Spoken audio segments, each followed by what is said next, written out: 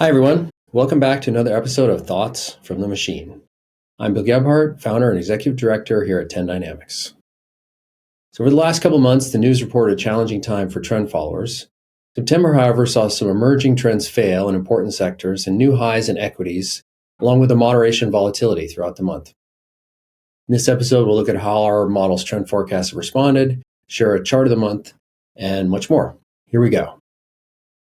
So starting in September, several markets were at important decision points. First, U.S. equities had recovered all the way back towards the earlier highs of the year, but volatility had remained elevated at that time, flashing caution.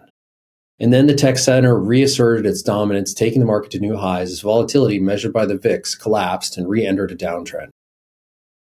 While some of the former tech high flyers like NVIDIA and Google have been consolidating their gains from the first half of the year, other old tech giants from centuries past, like IBM and Oracle, are now leading. The second sector in flux last month was U.S. interest rates, where government bonds have been rallying on expectations of a Fed rate cut. At the time, our model was even hinting that a longer-term uptrend in bonds could be in the making. In mid-September, the market got what it wanted with a half-point cut in rates in the U.S. So you might expect that U.S. notes and bonds should now be in a clear uptrend and rallying higher, right? Well, wrong. Since the Fed cut rates, U.S. note and bond prices are all significantly lower. So much so that our model is starting to indicate a reemergence of the downtrend from earlier in the year. Given the rate cut and the expected potential for more rate cuts to come, our model's contrarian view is saying something's up. Now, is the Fed pushing on a string because of inflation concerns? Is the soft landing people are talking about in jeopardy? But whatever the case, the bond sector isn't behaving like it should if we're entering a sustained interest rate easing cycle. For the chart of the month, let's take a look at the precious metal sector. The saying that all that glitters is not gold seems really to not be true at the moment, as only gold has been charging to new highs. Silver has kept pace recently, but is far from making new highs, and is only in a moderate uptrend compared to gold. Platinum has not performed at all, our system showing it with no trend, and the gold-platinum spread in a very strong downtrend. Palladium is the worst of the bunch in a moderate downtrend. Clearly, with these metals, the more industrial demand that drives them, the more bearish they've been. So what does this suggest? Well, gold is clearly rallying on its value as an inflation hedge and fiat substitute. But we should definitely keep an eye out for emerging strong trends in platinum and silver if gold starts to accelerate and get a bit more hype. That could change market psychology and create a bit of a FOMO on the other metals in the complex. Silver in particular has played a catch-up role in similar circumstances historically. One last important note is that gold is currently showing a high reversal probability in our model.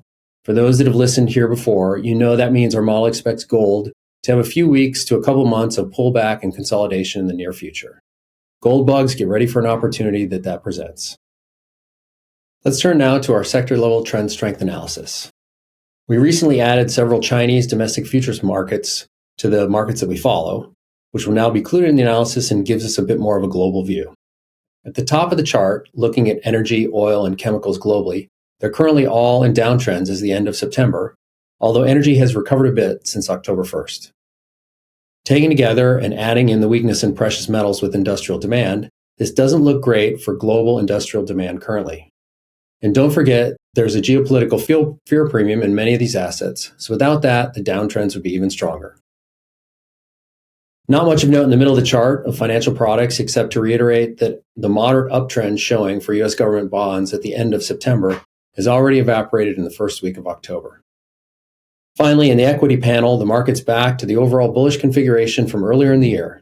Strong uptrends in the indices, a downtrend in volatility, and no significant signs of reversal. And finally, just want to let everyone know that we're continuing to expand our model to an ever wider range of markets, and we now cover even more domestic Chinese futures. Like always, this is a test of our system, and it's being run without market-specific optimization. It allows for a true comparison with our US and European futures-only and multi-asset strategies. Professional investors on our fact sheet distribution list are already seeing the detailed outcomes of this analysis, and if you're not receiving the monthly updates, please contact us at inquiries@10dynamics.com to learn more.